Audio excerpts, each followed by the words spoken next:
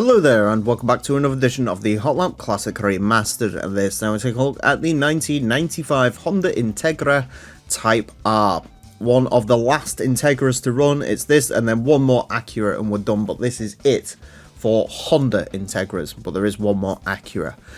This one is interesting. I thought all Integras had the same race mod, but apparently I completely forgot about this one. This 1995 car comes with this Castrol livery, which I think looks absolutely fantastic. It's very similar to the Castrol liveries on the, I think it's the RX-7 Infini 3, has this sort of almost spidery flame-like Castrol livery on it, but this is that taken to an extreme, and I love it. I love the green bumper and green side skirts, how it feeds into the car. It looks absolutely phenomenal. I think that, to be honest with you, I think all Honda Integra Type R should have had this race mod, and then the Acuras all have that yellow DC Sports livery that they have, but I think this one is better. Now, just a quick note on Integra Type Rs, to give them a little bit of sort of uniqueness in this series. The 1998 Integra Type R ran with a turbocharger. I think it was 360 horsepower. One of the quickest front-wheel drive cars we've ever had. Well, as this is running naturally aspirated, so don't expect this to be as quick as that. Ultimately, all eyes to the Acura Integra Type R if you want to see sort of true peak Integra performance, and we'll see if that can beat the Honda equivalent, for which it should do, because I don't think there's any statistical changes. It's just the sort of headlight changes, for which the Honda looks better, in my opinion. Don't at me. Anyways, front engine, front wheel drive, 288 horsepower, 981 kilos. It has got all the makings to be a pretty quick front wheel drive car. Not Alfa Romeo 156 quick, as we found last time, but should still be pretty quick.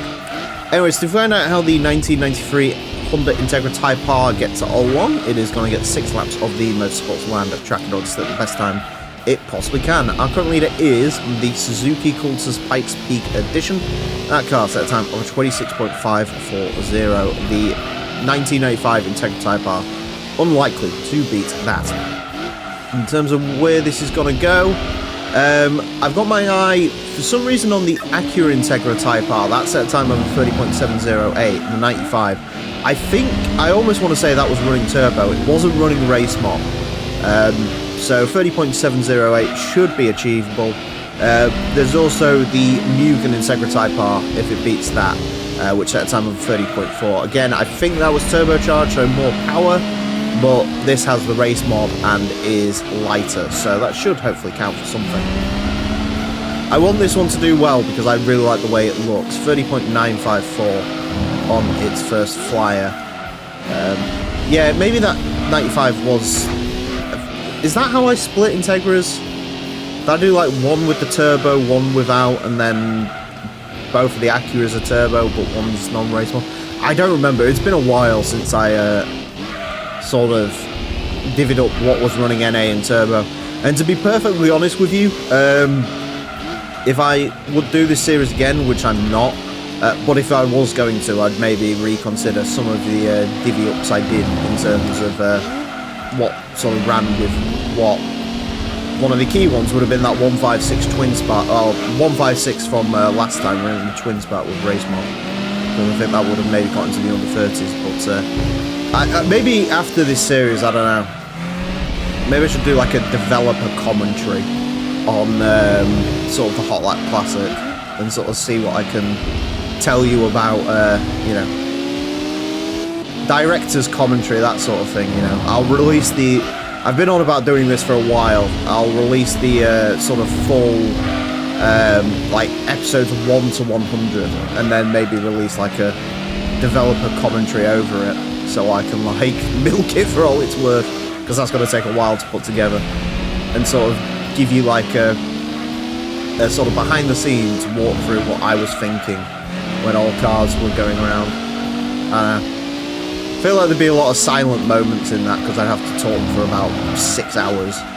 Maybe I'll live stream that or something. I don't know. Anyways, final lap for the Integra. This is very Integra to drive, i.e. there is quite a lot of rear sliding, but if you can get on top of that, you have quite a decent sort of front wheel drive platform to work with overall.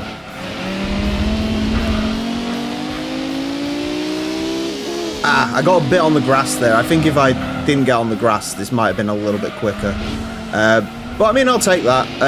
It wasn't bad. Personally, I prefer driving the Civics. I think the Civics are a little bit more controllable in my mind, and generally seem to be the quicker vehicles. But yeah, there's no denying that's pretty good. I think Integras are lighter than Civics, which also sort of contributes to the handling changes between them. But yeah, I don't know, not super my cup of tea, but not bad. Yeah, there's definitely a little bit of time on that final sector. Again, rubbing up on the grass, I think definitely shaved off a couple of tenths, but or a couple of hundredths, I should say. But either way, this car didn't do too bad overall, and it actually goes with a gaggle of other Hondas with a 30.788, so that's something. A 30.788 will place this thing into 279th. Goes in between the Honda Prelude Type S and the Nissan Primera. It is quicker than a Ford Mondeo, the Nissan March Super Turbo, a Supra SZR, NSX Type S. Slightly slower than the EG Civic from '93, which again, I think that's a better driving car, to be perfectly clear. Slower than the Corvette Gran Sport, Volkswagen New Beetle. Other than that, not really too much comparable to this. Like I say, it is down on that Acura Integra Type R, but again, I swear that ran turbo. So that does make sense for it to be slower than that, and slower than the Mugen Integra Type R as well. But still a pretty cool car, very cool race mod, and yeah, very respectable time. I think the Integras in general have done pretty well, unless it's the sort of GSs and GSRs, which maybe weren't so impressive from Acura. But in terms of the Honda ones, I think they're all pretty solid vehicles, really. And just to note as well, in case you're curious, this is 0.7 up the road from the quickest SIRG we've had. So it is quicker than the SIRG Integras, I can definitely tell you that for certainty.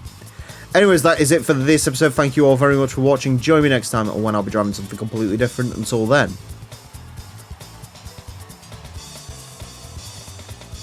farewell.